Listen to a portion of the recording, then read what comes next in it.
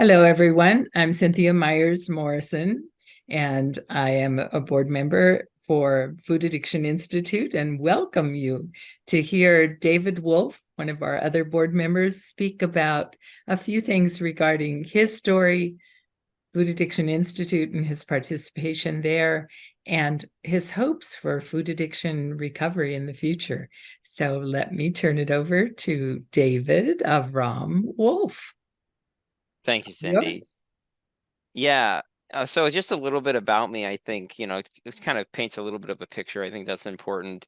I used to get home from school, um, in a cold climate, hoodie, gloves, hat, sweater, jacket, backpack, run downstairs, grab bags of fruit snacks, hide the wrappers, and then I don't know why I did that, but I did that every day. And then all the way up until I was working at a dietitian, essentially in a bariatric center, helping bariatric patients, helping people identify as food addicts, helping people find a new way to live, in recovery ultimately, but in complete denial that I had a problem. It wasn't until I did a training with Cindy, with Esther Helga, who's also on the board, and she said to me, "Dave, you're an early stage food addict." And I said, "Yeah, okay, it makes sense. I that sounds about right." I've been on ADHD medication since the first grade. Currently off of them. I've been on and off a couple times, but yeah, and I think that's a big part of my journey, and it suppressed my appetite for a large part of my life. So I think my mom actually thought the babysitter was stealing food because I was always thin and never had a weight problem. It was never part of my story. So weight is just not a symptom of addiction I've experienced. I've experienced a number of symptoms, but weight was never one of them. So I really want to also reach out to the people that are out there who have obsession and compulsion over food, who don't have a weight problem, because addiction doesn't care if you have a weight problem or not. And I think that's a really important thing for folks to start to identify with. And I know Cynthia has some experience with this. Some of the hardest people to treat are people who are of a normal weight. It's harder for them, I think, to perceive a bottom. And I think on a chemical level, on a gut level, I think sometimes they have the hardest time healing. So anyway, but a little bit about me. And then I got involved with the Addiction Institute basically primarily because Cynthia believed in me, and she thought I could help carry a message to others about this. And I, have firsthand experience as an addict, but also treating addicts. So I think, that's how I initially got involved, and was really involved in a campaign to help increase awareness about food addiction. We spent like a week in Orlando, really all of us together with some of the other board members, really working on creating a way to help reach other people, and not just the addicts, but also the people that help addicts, and also the people that are affected by addicts, because addiction is really a family disease. And I tell you, if you shake my family tree, a bunch of addicts fall out. That's just what happens, right? So, and this disease affects everybody. Me being an addict in recovery affects my kids, it affects my wife, it affects my mailman, it affects everyone that interacts with me in my life, right? And so I really want information and tools to be accessible by anyone that wants them. And I so often hear from people. I just heard from a woman the other day. This woman is a recovered alcoholic and drug addict. She's been clean and sober from those substances for 35 years. She sent me an email on day 3 or day 4 of being clean from sugar and grains, and she thought she was going to die, and I think we need to talk about the way was saying that she could barely get up the stairs because she was so short of breath, that her stomach was in knots, that she was sick, and sugar is a drug. Sugar changes the way we think and feel, and we need to have a message out that is clear and resources that are available so that people can get the information that they need so they can start to apply that information to their life and start to experience, the freedom that people get to experience in recovery. And I think, that's what the Food Addiction Institute is about to me.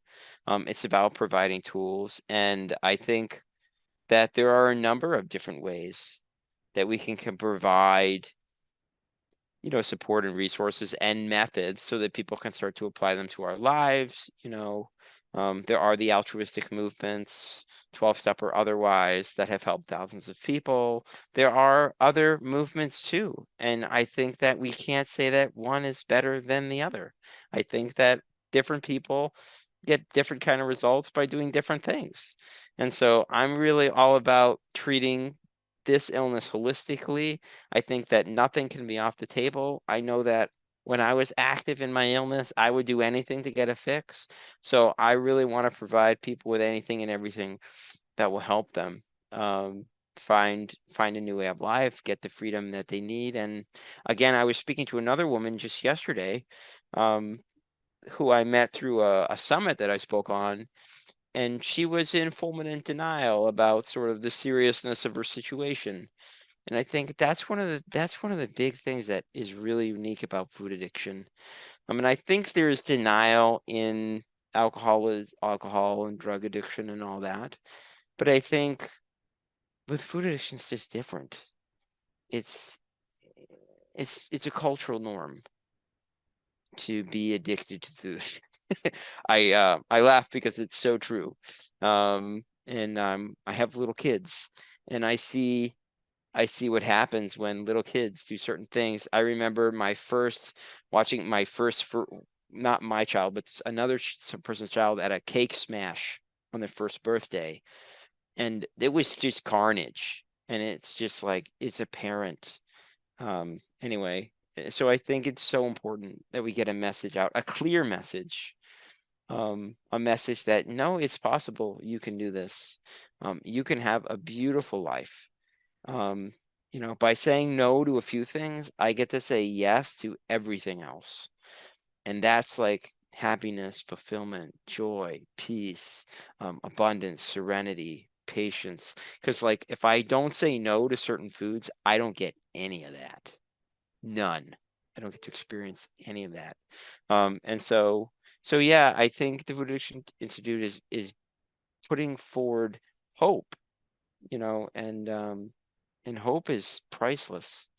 To know that you can live differently is just a beautiful thing. So I'm all in on the Food Addiction Institute. I hope you will be too.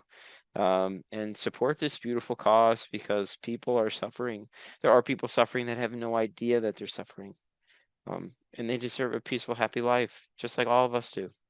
So, was there anything else I can add, Cindy? I know you know me like a Please. book, so. Parts.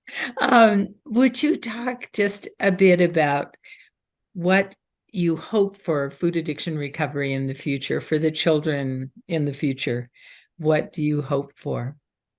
Yeah, um, a life free from cravings, and an abundant of options for people that want to to apply these principles in any level. And, I think when I work with someone one-on-one, right, and I really don't do a lot of one-on-one work anymore, but when I do, it's imperative that you meet them where they're at. So I envision resources and tiers, for people that are all on board with abstinence, for people that aren't sure about it yet, you know, for people that just want to minimize some of the garbage that they're putting into their kids, and so that people can find a way um, to apply the stuff that makes sense to them, and I think um, I have little girls, and I know, it's so clear, um, the food focus on little kids, and what it distracts them from, and I don't know, a life free of distraction for young ones, so they can say to no to the things that are important. And anyway, I don't know. I think it's such a big, I don't know, this is a big problem. It's going to take a big solution, and I think we're going to have a wide net, with lots of options for everyone. So, because some people want recipes, and some people want to sugar-proof their home, and some people want to learn how to eat out without, killing themselves. And so there's just, everyone needs different things. But I think the message is clear that if you don't want cravings, well, you can't eat foods that cause them. And so any way that we can get people towards that eventual point, I'm all in on. So. Fantastic, David. Would you like to say something about what you do now?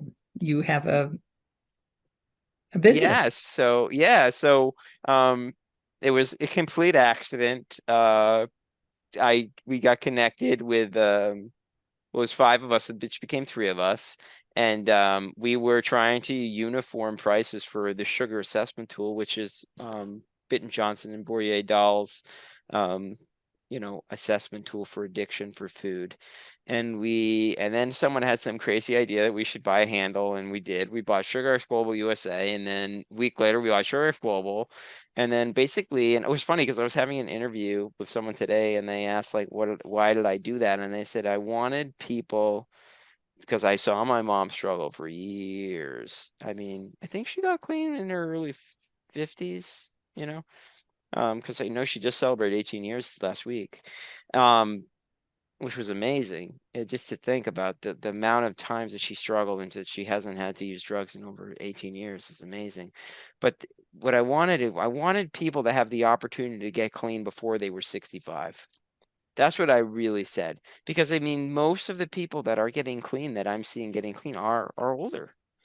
And I think they deserve more life than that. They did, and so we formed a community, and we run these amazing, we call it Recovery Accelerator. It's a really intensive online program, which gives people tools and experience with using them and discovering who they are and going from the emotions where they're stuck now to like feeling the way they want to feel. And that's different for different people. Sometimes it's, dependable and reliable, and sometimes it's joyful and funny. But what it matters is that it's what you want to feel, because you can feel any way you want to feel. You just make that decision, and if you have the pieces in place and you know what to do, you can get there. I can almost guarantee it. So that's what we do. We run groups, and we have an online platform 24/7 for people all over the world. And coach-led groups, and we interfere with your disease. That's my job. I am more than happy to interrupt what I call your red dog, which is that voice in your head that's trying to kill you. So that's what we do. And I think we spread hope. We call ourselves hope coaches. And ultimately we want you to have results. So yeah, it's a beautiful thing. And it's just so fulfilling. It's to watch people that had no faith in themselves, just like reclaim their lives, connect back with family members they haven't talked to in decades. We have a woman who got clean in her whole household as adolescent boys, and, there's junk food everywhere, and she did it, and she's been clean over 2 years. Just incredible stuff. So if you're doubting yourself, just put that to the side and try, and help the Food Addiction Institute help others. I think that's key. Oh, Dave, thank you so much for this interview and the opportunity to hear you. And we truly want people to check into foodaddictioninstitute.org and see what's available there and the resources that are there, the starter booklet, all of those kinds of things. And SugarX Global is one of yours. And you didn't mention that you and I had written a book together called The Fix for Cravings. That's and right. that we have certainly each of us has available to anyone who wants one of those too. So write to us.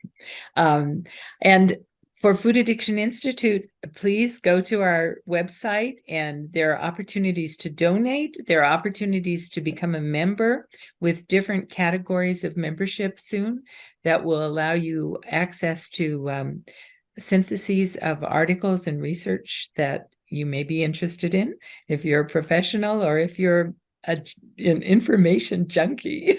So whatever the case, come join us on Food Addiction Institute.